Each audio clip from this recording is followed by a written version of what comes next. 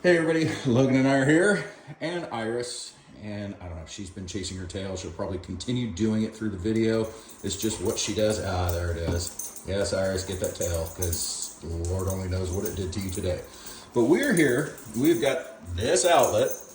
We are going to get rid of it, and we're going to put in one of these from Leviton. I got these at Home Depot, but what's cool about it has two different USB ports in it. So it makes it handy for a teenager so he can plug all of his different accessories in, because that's the world that he lives in.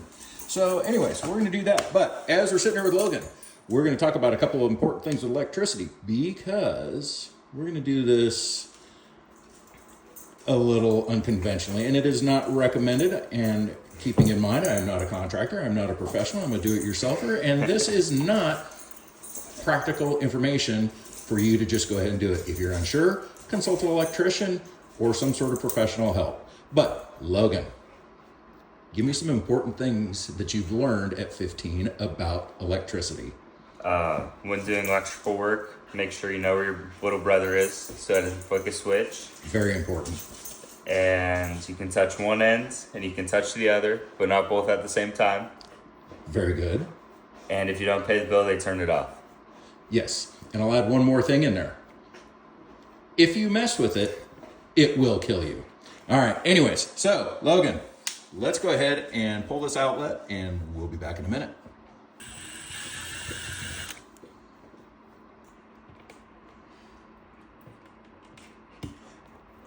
And keep in mind, those will have probably a little piece of plastic on the back of them, and it will help hold those screws in. So just pull it out part way, and then you should be good. Okay, so we have this out, and as you can see, there is 2 whites, 2 blacks, and our ground. So we have a more commonly known as your hot line and your neutral line with a ground. We are going over to this. Now this has the same way, just in a different little bit of a package. But what I was saying earlier, Log, you can see these little black plastic pieces on there, and those just hold the screw in. So when you're putting them in, you don't have the screw falling on the floor and, you know, learning new cuss words like you usually do with your grandpa. Okay, so we're getting ready to pull these up, and of course, the ground wasn't even tight on there, and it's probably been here for, this house was built, I think, in 89 or 90. So Logan brought up a good question, and basically it was, so you can touch 2 whites or 2 blacks. Well, yeah, because it's an interrupted line. So if you think about a piece of string, and you hold it, you cut it in the middle, you're just joining it back together here in here. So you can still touch them. Even if you have energy flowing into one, it doesn't have a ground. It needs the ground to help complete the circuit. So if you're touching both the whites and you touch a black, you're going to get zapped. You're still going to get zapped with one pin. It's just what this is you have power going in, and then instead of it stopping at this outlet, you've got power going to the next outlet. So it's just basically a jumper. So if you think about it, is you have a string tied in and you're going down line. This is just in there and you're taking it to the next line. So, and in fact, on some of these on a GFI, you will see it's marked line with an arrow, and that means your line. So wherever you put that GFI in, past that, following your line, it will be from that GFI on, the circuits will be interrupted. So you got to know those things where you're putting those at, but we're not dealing with that, and that's something for a different day. So anyways, back to business. Okay, so one of the things that we discovered is that the way this is set up, it actually comes off of the light, the main power coming into the room. So we just kill the power, and then it's safe and I guess responsible. But anyways, so we were also discussing something earlier about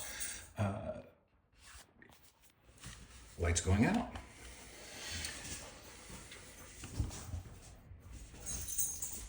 one of the things we were talking about was the consumption and the amperage. So we have per breaker usually is a 20 amp breaker. So you have to calculate out a room of what normal energy consumption would be per room. So let's say the LED light that we put in, let's say it uses a half an amp, okay? Because it's coming off of this. Because when we disconnected it, we noticed our light didn't work, okay? So the rest of the outlets in here, there's a formula of certain amount of amps per outlet per room. So that's kind of how you do things. And then you get into what's called Ohm's law. And that's where you take your volts, amps, and watts, you put them in a triangle, and you can do the math off of it. And taking two, multiplying them, dividing, do the math on the two, will give you the answer for the other one. It doesn't matter which two. So that's kind of the basic on Ohm's law. So one of the things that I have is I have this tester, and I do enough stuff where I needed it. But what it does, you plug it in and it tests your circuit. It tests one, you'll see if you've got voltage. Two, it'll check polarity. So when I've done construction stuff in the past, I've had the inspector come out, we use it, we can check, make sure that the polarity is right, it's functioning normal, but it also has a kill button in it where you can actually short it out. You create a short and it'll pop your breaker, so they can test all of that too. So Logan, if you want to take this, remember, hold it this way and just go ahead and plug that in, and it should not have any lights. Come on up. And there you go. There's nothing there. So this circuit's dead, so we are safe to touch it. All right, so I've gone in and I've done the white wires. Now, one little fun fact that I found on all these outlets, and most of them anymore, they're all marked. It'll say white or black for which color goes where. But one of the things I noticed is that the screw on the white line is silver. You go over to this side, it's gold. So what I remembered when I started out doing this stuff was black gold. That was the easiest way to remember. Your black always goes onto one side. Your white always has to go on the other side. And if you remember black gold, you're not sitting there fumbling around reading which one is which. You just know it goes there. So some of these old outlets, these other outlets, and your traditional outlets that you have, these are different. But the traditional outlet, you'll have not only the screw side, which these were hooked up, but they'll have the pin to go in side there. The problem is some of these older houses used a heavier gauge wire. They just used a heavier gauge, and it won't fit in these. So some of these houses are 12.2, 12.3, but it's a 12 gauge wire, and it won't fit in there. It's for a 14 because they found that they don't need that to be as big a wire. So you got to run a bigger wire depending on how many amps you're pushing through it. So you start getting 220 or things like microwaves, heavier loads. You want to use a heavier gauge wire because it's pulling more energy through it. So anyways, we're gonna have Logan go ahead and jump in and do this black side and get them all connected up. So if you just go ahead and unscrew it, and there you go.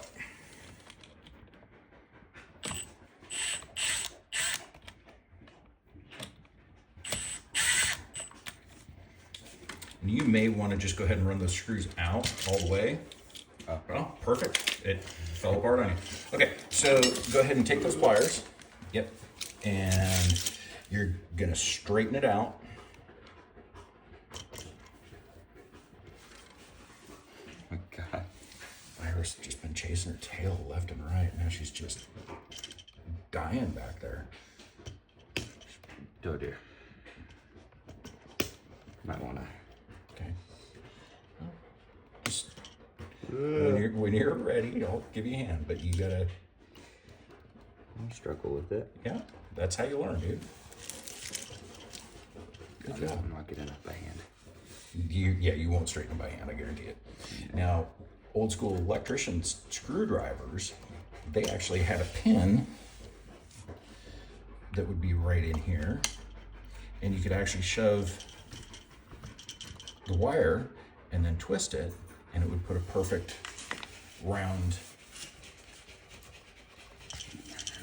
curve in the wire, and then you could shove them in. Can I clip it? No, we're not clipping these. So I'm going to show you this real quick if you want to hold.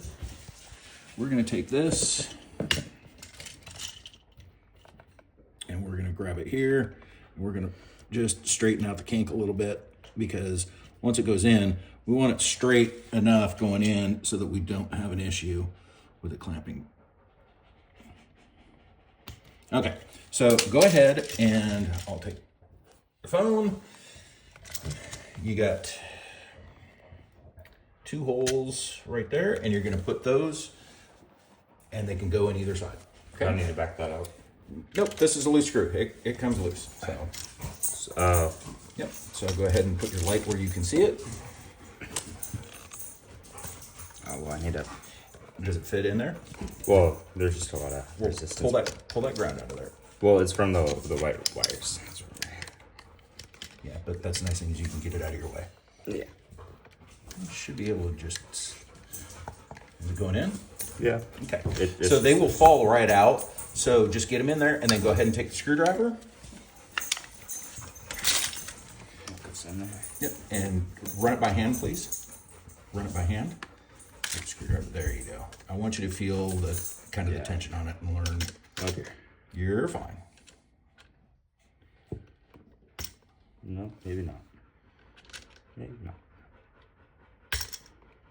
There you go. There we go. Okay, so we've got this all hooked up, and Logan's got the tester in his hand. And why don't you go ahead and give it a shot and see what happens. Okay, so if we look, we got 2 lights there, and probably excuse my zoom here, but the 2 lights matching up down at the very bottom says it's correct. So first time's a charm. We got her done. Now we'll go ahead and put this back in and put a trim plate on it, and then that is that. And then hopefully here in the next couple of days, we'll get back to flooring and trim. So anyways, everybody have a good night, and thanks for stopping by.